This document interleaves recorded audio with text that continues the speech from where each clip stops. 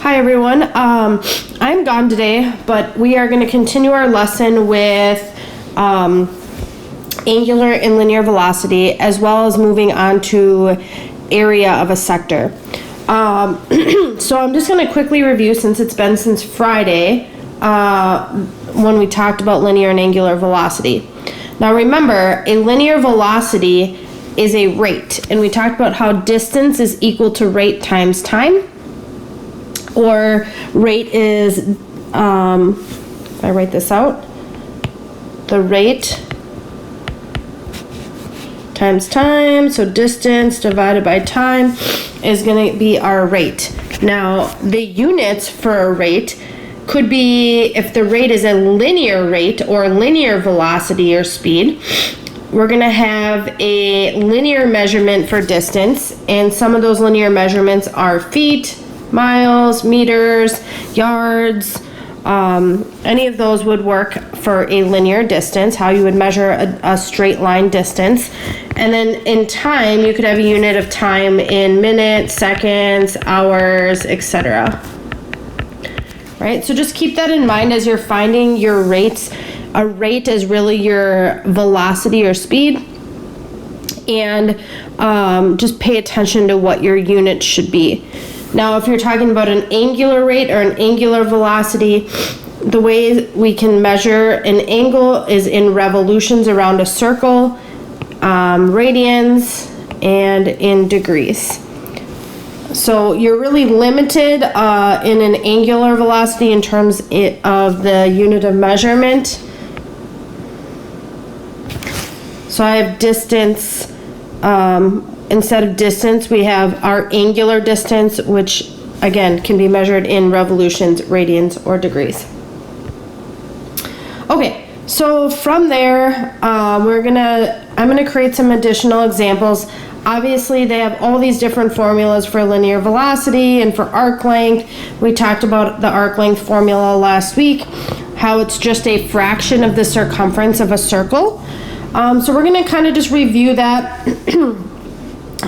There's all these different relationships here, but like I said on Friday, I'm not really big on memorizing formulas, so I want you to understand conceptually what's happening before we discuss formulas.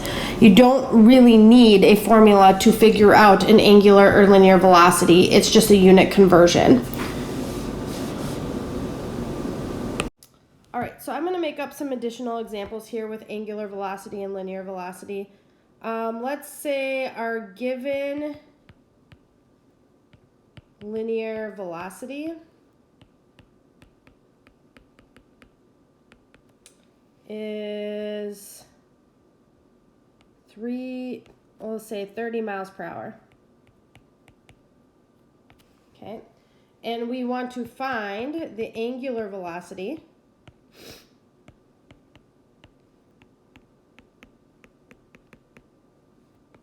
in radians per minute.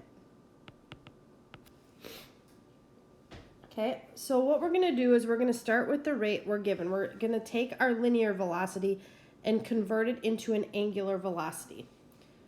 What is happening angularly as the wheel or an object travels in a circular motion at a rate of 30 miles per hour? Okay, so I'm going to start with 30 miles per hour because that's my given rate, 30 miles per 1 hour. And I want to end in radians per minute. So I need to convert miles to radians and hours to minutes. So I'm going to start with the time. I can convert hours to minutes. Since I have hours on bottom, my unit of measurement of hours is on bottom. To cancel that out and convert to minutes, I want to go hours on top and minutes on bottom. And so my hours will cancel out, and I'll be left with miles per minute, right? We still have miles as our unit for distance, and now minutes on bottom. So if I know the ratio of hours to minutes or minutes to hours, 1 hour is 60 minutes. So right now, if I stopped and my answer needed to be written in miles per minute, we would be going 1/2 of a mile per minute because 30 over 60 is 1/2. So if I stopped right here, it would be 30 miles per 60 minutes, which is 1 mile every 2 minutes.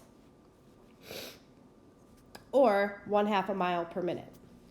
So from there, we are going to make another conversion. Now we're going to work on converting miles to radians, right? So if I convert miles to radians, I need to know what the radius is of the circle. And that deals with how large the circle is. And let's say our radius is 3 feet. Okay, if our radius is 3 feet, then I'm going to convert miles to feet.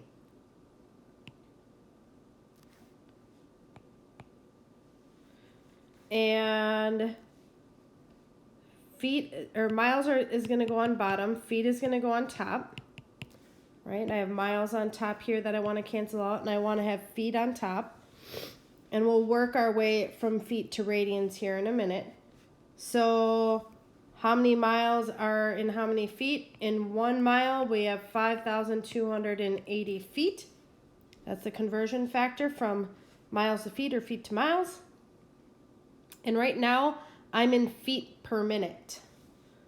Now, I want to convert to radians, so I need to know how many feet are in a radian. Right? In 1 radian, how many feet have we traveled? So this conversion right here expects that you understand what a radian is. And we talked about earlier when we learned about radian measurement that a radian is when we, 1 radian, this angle is 1 radian when we travel the length of the arc that is equivalent to the length of the radius. So this angle is 1 radian when our arc here, our intercepted arc, is 3 feet. So in 1 radian, we have traveled 3 feet along the arc.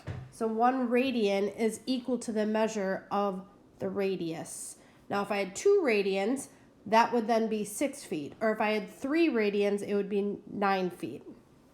So just pay attention to that. Right now, I am now in radians per minute. Notice that I have radians on top and minutes on bottom. So I'm going to multiply out all these fractions. On top, I have 30 times 1 times 5,280 times 1 again, all over 60 times 3. And if I multiply 30 times 5280,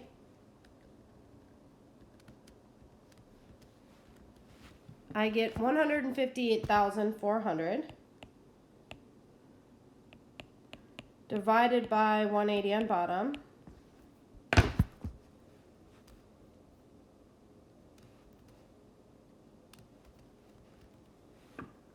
That gives me 880. So we're traveling 880 radians per minute.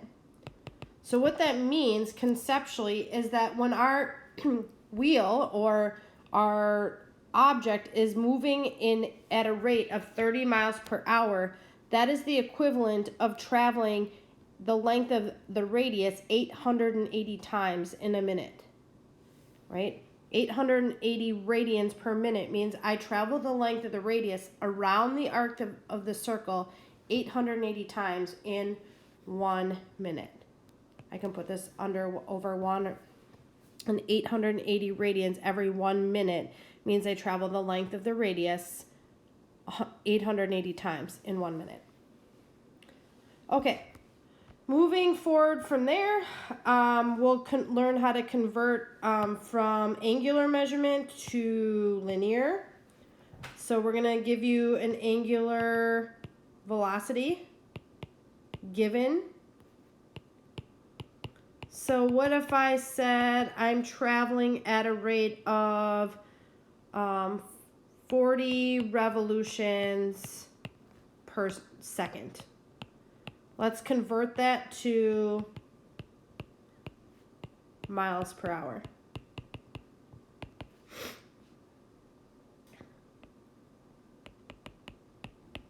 Right?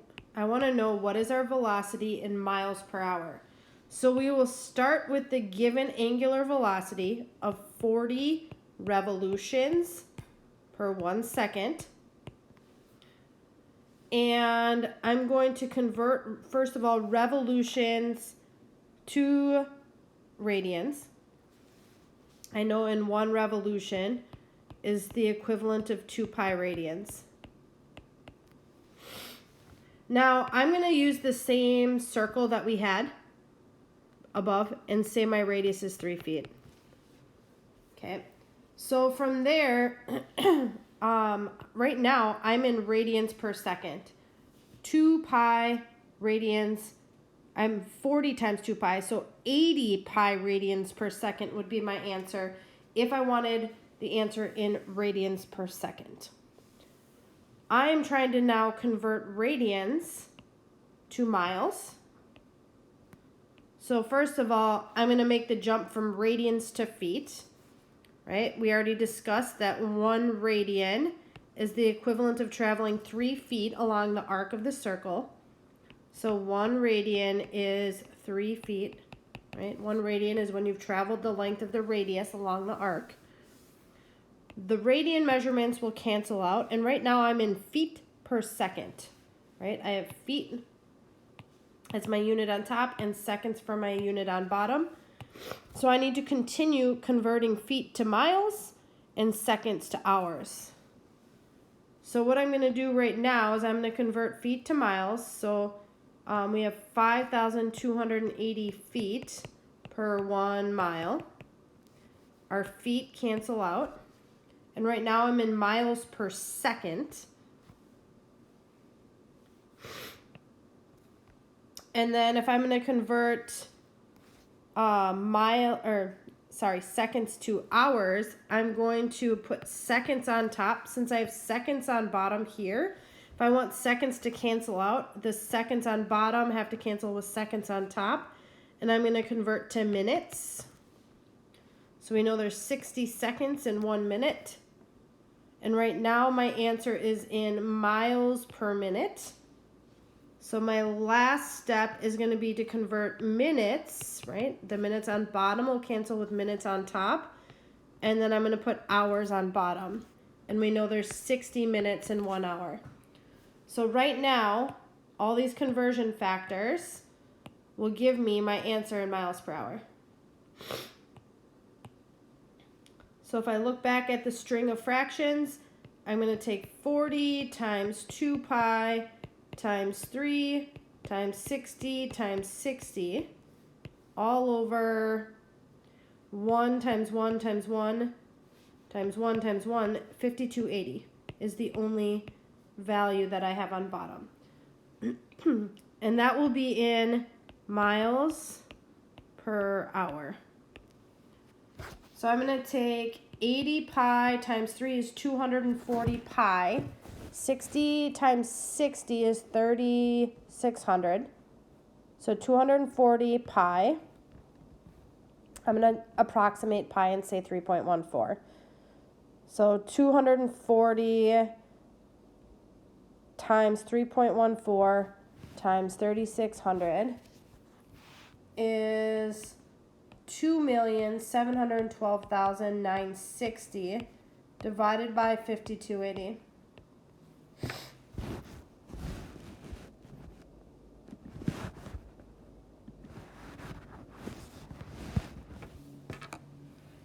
Oofta, we're traveling fast.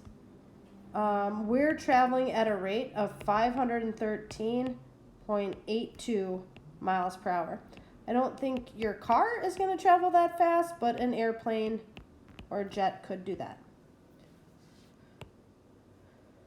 Right? It makes sense because if the tire is traveling 40 revolutions in 1 second, a tire with a radius of 3 feet has a diameter of 6 feet. So it takes quite a bit of time to rotate around. And if we're traveling at 40 revolutions a second, that tire is moving pretty quickly, really quickly actually, because if we were driving it in a linear fashion, we would be traveling at a rate of 513, almost 514 miles per hour. All right, the last thing we're going to talk about today is the area of a sector. And again, this is a formula to find the area of the sector, but I'm going to use a different method in finding the area of the sector by using our fractions, like cutting the circle up into different pieces, and then using that area as a fraction of the entire area of the circle. Okay, so what I need to do here is draw a circle. See if I can find a shape here.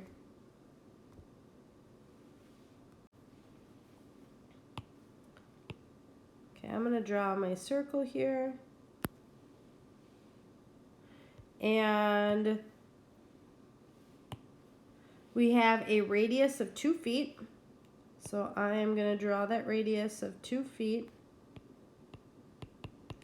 And it says, find the area of the sector of a circle of radius 2 feet formed by an angle of 50 degrees. So I'm going to say 50 degrees is maybe right about here. 50 degrees. And now I'm going to decide how to break up my circle into different sectors. Now, 360 is not divisible by 50 because 36 is not divisible by 5. If I cancel out the zeros, 36 is not divisible by 5. However, 360 is divisible by 10. And I get 36, right? 36. So if I broke this up into 10-degree sections, right? So 10, 20, 30, 40, 50. Okay. 10-degree section, 10 degrees at a time. Right? There would be 36 pieces total in the circle, right? If I continued taking the entire circle and breaking it up into 10-degree increments, 10-degree sectors here, there would be 36 of them in the circle and 18 of them on top. Okay, so there's 36 pieces at 10 degrees each. If you want to draw the rest of the circle, that's fine. What I want to consider here is that 50, right? If there's 36 total pieces at 10 degrees each, right? And we have 1, 2, 3, 4, 5 of those pieces in our 50-degree angle sector, right here, right? That represents then, this area represents 5/36 of the entire area of the circle. This area right here is 5/36 of the entire area, right? And also you could say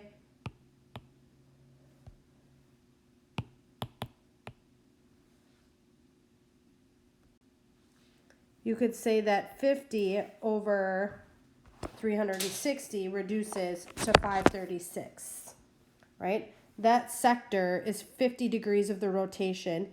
50 out of 360 reduces to 5/36. So that's another way to look at it, that the sector has an angle, a central angle of 50. What fraction of the revolution or what fraction of the circle does that angle or that sector represent?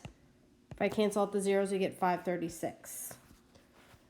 Okay, so from there, we want 5/36 of the total area. Well, the total area of the circle, area of a circle,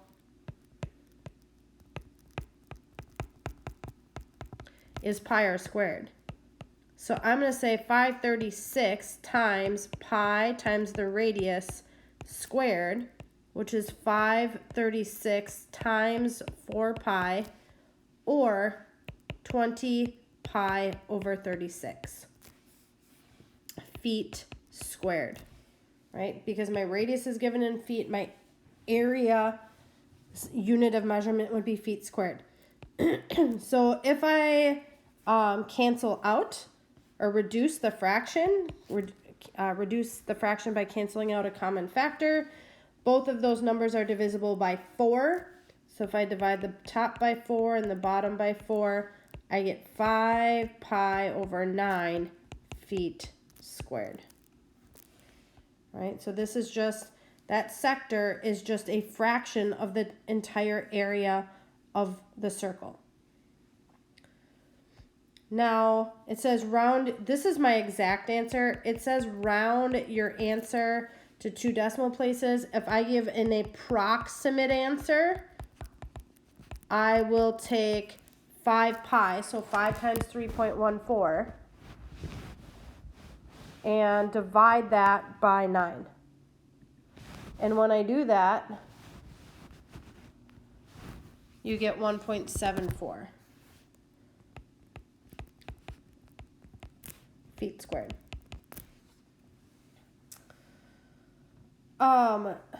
So when you look at the area of a sector here, it says the area of a sector, the formula is 1/2 times the radius squared times theta in radians.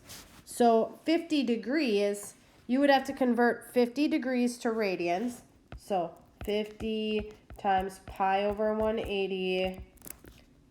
The zeros would cancel here. 5 over 18. You'd get 5 pi over 18 times 1/2 times 4. So I'm going to say the radian measure is 5 pi over 18. And if we multiply this out, put a 1 on bottom here, we get 20 pi on top. 2 squared is 4 times 5 pi is 20 pi. And on bottom, 2 times 18 is 36. We actually end up with that same fraction we had by just looking at that sector as a fraction of the total area. 50 out of 360 reduces to 536. And if we take 536 times the total area of 4 pi, we still get 5 pi over 9.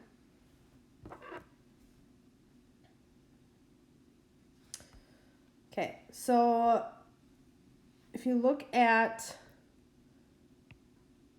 another circle here,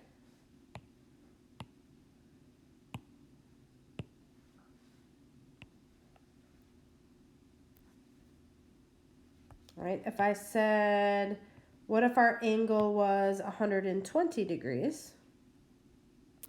So maybe something like this, where the central angle is 120 degrees. And let's say the radius is 4 inches. Okay, the radius of the circle is 4 inches. What is the area of the sector?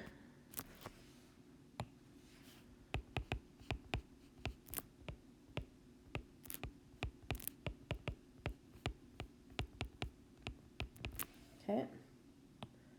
So if we look at this, this one works out a little bit nicer than the previous example because this right here, 120, if I rotate 120 degrees in the positive direction, so counterclockwise, that represents of the entire circle, right? We can have 3 sectors, all of an angle of 120. There's 3 120 degree angles in a circle in a full revolution of 360, right? So that shaded region in the circle represents 1/3 of the total area, right? This reduces, 1236 reduces to 1/3. So really the area of that sector is going to be 1/3 of the total area of the circle, and the area of the entire circle is pi times the radius squared. So the area then is going to be 1/3 times pi times 16.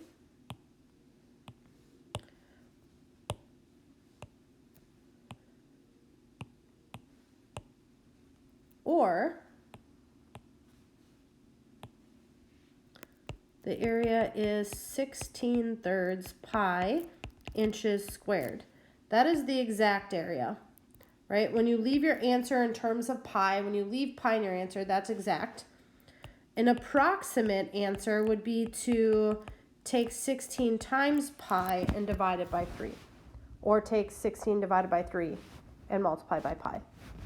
Either way. You can divide the 16 by 3 and then multiply by pi, or you can take 16 times pi and then divide by 3. So I actually get an approximate answer of 16.75 if I round inches squared.